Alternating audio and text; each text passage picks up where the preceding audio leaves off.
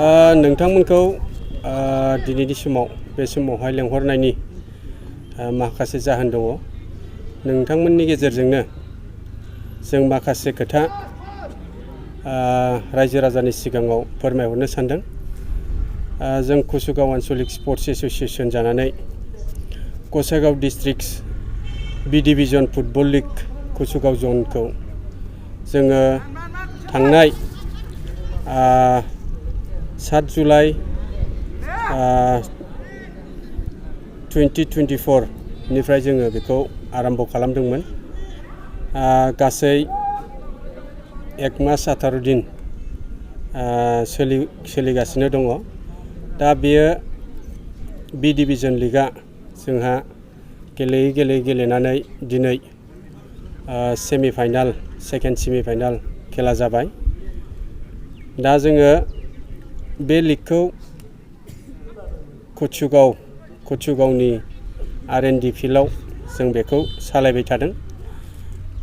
बेवहाय टटेल जोंहा 33टा टीम दङमोन आरो बे 33टा टीमनि गेजेरावनो खेलाखौ जोङो 1 मास 18 दिन सालायनो गोनां जादों। दा मैयाहाय जोंहा फार्स्ट सेमिफाइनाला गेलेनानै थांबाय। बेवहाय जलेश्वरी जनता क्लाब भार्सेस देमदेमा मिलन ज्योति क्लाबनि गेजेराव जादोंमोन आरो बे खेलायावहाय जलेश्वरीया 2 गल आरो मिलन ज्योतिया 1 गल। दा बेवहाय जलेश्वरी क्लाबा जनता क्लाबा 2 गल बा 1 गलनि फारागथियाव बिथांमोना देरहासार जानो हादों। दा बिथांमोना फाइनालाव थांबाय आरो जोंहा दिनैहाय सेकेन्ड सेमिफाइनाल हिसाबै जोंहा कुसुगाव ओनसोल क्लाब आरो बिनि गेजेराव दङ जोंहा जुनियर स्पर्ट्स क्लाबनि गेजेरावहाय दिनै सेकेन्ड सेमिफाइनाल जागासिनो दङ।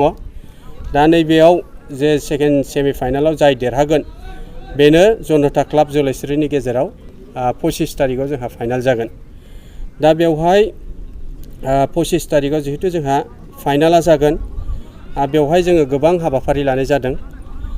बेवहाय जोंहा कालचारेल प्रग्रामबो लानाय जादों आरो जोङो बे क्लजिं सेरेमनियाव जे 25 तारिखआव जानो गोनां क्लजिं सेरेमनि, बे क्लजिं सेरेमनियाव जोङो गोबां आलासि लेंहरदों। जोंहा बेवहाय EM बिथांमोन फैगोन आरो गोबां जोंनि ओनसोलनि जातीय संगठननि दैदेनगिरि बिथांमोनखौबो जों हांख्रायहरदों आरो बेवहाय गोबां अफिसनि दैदेनगिरि बिथांमोनखौबो जों खावलायहरदों। गसाइगाव डिस्ट्रिक्ट स्पर्ट्स एसोसिएशननि प्रेसिडेन्ट सेक्रेटारि आरो बिथांमोननि दैदेनगिरिफोरखौबो जों खावलायहरदों। ओनसोलनि गावबुरा बिथांमोनखौबो जों खावलायहरदों आरो बे टीमाव जाय बिथांमोनहा बाहागो लाफैदोंमोन बिथांमोननि प्रेसिडेन्ट सेक्रेटारि क्लाबनि बिथांमोनखौबो जोङो हांख्रायहरदों। दा बे 25 तारिखआव जानो गोनां जे क्लजिं सेरेमनियाव जोंहा गोबां हाबाफारि लानाय जादों। ओंखायनो जे 25 तारिखआव जानो गोनां जे सेरेमनि क्लजिं सेरेमनि बेवहाय नोंथांमोननि चेनेलनि गेजेरजों आं बेखौसो फोरमायहरनो सानदों जे बे ओनसोलनि रायजो राजा जाय बिथांमोनहा फुटबलखौ मोजां मोनो बिथांमोनहा जाहाथे बे फोथाराव फैनानै R&D फिल्ड कुसुगाव फोथाराव फैनानै जाहाथे फाइनाल खेलाखौ नायफैयो आरो जोंनि गेलेगिरि बिथांमोनखौ थुलुंगा होफैयो। बेखिनिखौ आं नोंथांमोननि गेजेरजों खावलायबाय आरो बियो जाहैगोन जोंहा 25 तारिखनि जोङो 2टानिफ्राय आरम्भ खालामगोन। माखासे प्रग्रामखौ जों 2टायाव स्टार्ट खालामगोन आरो खेलाखौ जोङो 3:30निफ्राय किक अफ खालामगोन। दा बेखिनिखौ खावलायबाय आरो जोंहा फाइनालाव देरहानायनि थाखाय माखासे बान्था दङ। बियो जाहैबाय ट्रफिजों लोगोसे जोङो माखासे रांनि बान्था होनाय जागोन। देरहानायनिबो जेननायनिबो हाइ स्करारनिबो बान्था दङ, बेस्ट प्लेयारनिबो बान्था दङ। दा जोङो बिथांमोननो जोङो बान्थाखौ होगोन।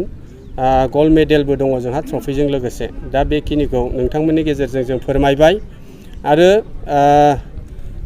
जोङो जेखिनि जोंनि कुसुगाव आन्चलिक स्पर्ट्स एसोसिएशननि दैदेननायाव जेखिनि जोङो सामलायगासिनो दङ बेवहाय जोङो साफ्रोमबो माखासे जोंनि रायजो राजा बिथांमोनहा जोंखौ हेफाजाब होदों। माखासे फाइनान्सियेल खेथ्रआव बिथांमोनहा हेफाजाब होदों, जायनि गेजेरजों जों बे खेलाखौ दिनै सेकेन्ड सेमिफाइनालसिम लाबोनो हादों आरो समफोरहाय 25 तारिखआव जोङो फाइनाल गेलेहोनो थाखाय जोङो रेडि जाबाय। दा फिन खेबसेबाव आं बेखौनो खावलायनो सानदों जाहाथे बे ओनसोलनि रायजो राजा नोंथांमोनहा जाहाथे 25 तारिखनि 2टायाव बेलासिनि 2टायाव फैनानै खेला गेलेगिरि बिथांमोनखौ जाहाथे हेफाजाब होफैयो, थुलुंगा होफैयो आरो खेलाखौ मोजाङै माने सापर्ट होनानै जाहाथे जोंनि मोजां टीम गेलेगिरि बिथांमोना मोजाङै साहस लानानै थुलुंगा मोननानै मोजां गेलेहैयो बेखिनिखौ खावलायहरबाय। आरो आङो बे समावहाय साफ्रोमबो जोंनि कासानि दैदेनगिरि सेक्रेटारिनिफ्राय लानानै गासिबो दैदेनगिरि बिथांमोनखौ आंनि गोसो गोरबोनिफ्राय हाजासे साबायखर बावदों आरो नोंथांमोनखौबो जों लेंहरनाय लोगो लोगो नोंथांमोनहा फैनायनि थाखाय आङो आंनि गोसो गोरबोनिफ्राय आरो कासानि जानानै नोंथांमोनखौ आङो साबायखर बावगोन।